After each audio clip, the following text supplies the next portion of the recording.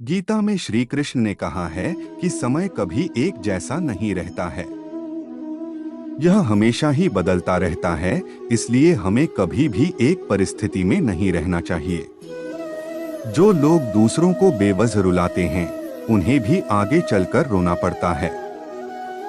जो लोग दूसरों को दुख देते हैं, उन्हें भी अपने जीवन में आगे चलकर दुख भोगना पड़ता है। श्रीमद्भागवत गीता हिंदुओं का पवित्र ग्रंथ है। इसमें जीवन का पूरा सार बताया गया है। गीता में भगवान कृष्ण के उन उपदेशों का वर्णन है जो उन्होंने महाभारत युद्ध के दौरान अर्जुन को दिए थे। गीता में दिए उपदेश आज भी उतने ही प्रासंगिक हैं और मनुष्य को जीवन जीने की सही राह दिखाते हैं। इसमें ग्रंथ भगवान श्री कृष्ण द्वारा अर्जुन को दिए गए उपदेशों की पूरी श्रृंखला है। गीता में जीवन के अर्थ को विस्तार पूर्वक बहुत खूबसूरत तरीके से समझाया गया है।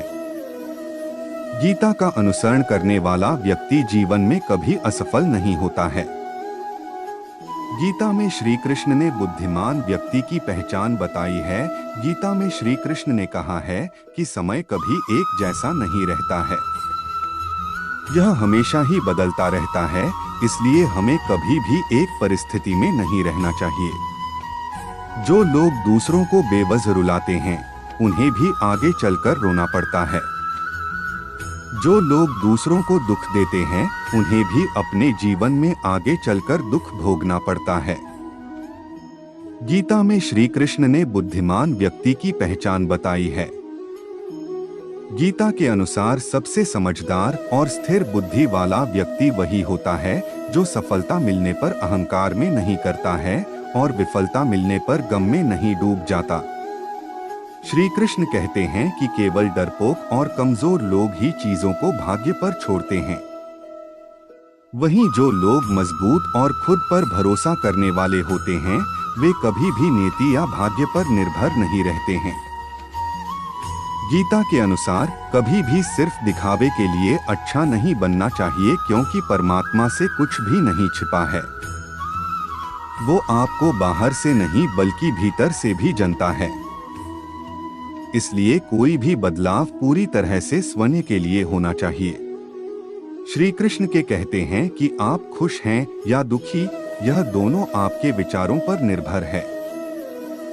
अगर आप प्रसन्न रहना चाहते हैं तो आप हर हाल में प्रसन्न ही रहेंगे, लेकिन अगर आप बार बार नकारात्मक विचार लाएंगे तो आप दुखी ही होंगे। विचार ही हर व्यक्ति का शत्रु और मित्र होता है। श्री कृष्ण कहते हैं, किसी के साथ चलने से ना तो कोई खुशी मिलती है और ना ही लक्ष्य, इसलिए मनुष्य को सदैव अपने कर्मों पर विश्वास करते हुए अकेले चलते रहना चाहिए। गीता में श्री कृष्ण ने कर्मयोग, भक्ति योग और ज्ञान योग को ही कल्याण का प्रमुख साधन बताया है। कर्म के प्रवाह से संबंध का टूट जाना ही जीवन का लक्ष्य है और यह लक्ष्य उपर्युक्त तीनों मार्गों से प्राप्त हो सकता है। मनुष्य के अंदर दुख, शोक, चिंता, भय या व्याकुलता आने के मुख्य रूप से दो ही कारण होते हैं। पहला, प्रिय या इच्छित वस्तु, परिस्थिति या व्यक्ति का वियोग हो जाना, और दूसरा, अप्रिय या अनिष्ट वस्तु, परिस्थिति का संयोग या प्राप्ति का हो जाना। इन दोनों परिस्थितियों में कुछ व्यक्ति बहुत अधिक दुखी या व्याकुल हो जाते हैं और मानसिक तनाव के कारण बीमार हो जाते हैं, परंतु कुछ व्यक्ति विपरीत या प्रतिकूल परिस्थिति में कम प्रभावित होते हैं या उससे जल्दी बाहर निकलकर अपने दैनिक क्रियाकलापों में व्यस्त हो जाते हैं। वे जानते हैं कि अनुकूल प्रतिकूल परिस्थितियां तो सभी के जीवन में आती जाती रहती हैं। हमेशा एक सी ही स्थिति नहीं रहती, क्योंकि प्रकृति में भी लगातार परिवर्तन होता रहता है।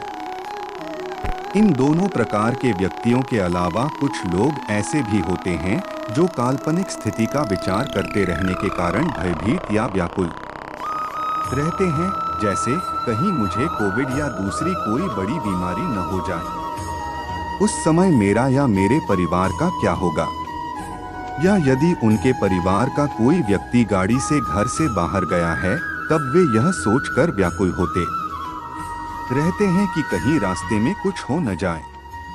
कुंडली में शनि की ऐसी स्थिति हमेशा देती है शुभ फल। भगवान ने गीता में कहा है कि जिस मनुष्य के व्यवहार या क्रियाकलापों से दूसरे मनुष्य उद्विग्न या व्याकुल नहीं होते, या वह स्वयं भी दूसरे मनुष्यों से उद्विग्न नहीं होता, जो सुख दुख या ईर्ष्या, भय और उद्विग्नता से रहित है, वह मनुष्य मुझे प्रिय है। इस श्लोक में भगवान ने 3 बार उद्वेग के विषय में कहा है। अन्य शास्त्रों में भी 3 प्रकार के ताप या दुख का जिक्र आता है। गीता में आता है, दुखों की प्राप्ति होने पर जिसके मन में उद्वेग नहीं होता, सुखों की प्राप्ति में जो सर्वथा इच्छारहित है, जिसके राग, भय और क्रोध नष्ट हो गए हैं, ऐसा व्यक्ति स्थिर बुद्धि कहा जाता है। इसलिए स्थिर बुद्धि वाला मनुष्य उपरोक्त तीनों प्रकार की परिस्थिति आने पर भी बहुत व्याकुल नहीं होता, उसमें कोई बहुत बड़ी हलचल नहीं होती, वह शांत रहता है। तब वह अपना कार्य और भी विचार पूर्वक सावधानी के साथ करते हुए उस प्रतिकूल परिस्थिति से बहुत शीघ्र ही बाहर निकल जाता है।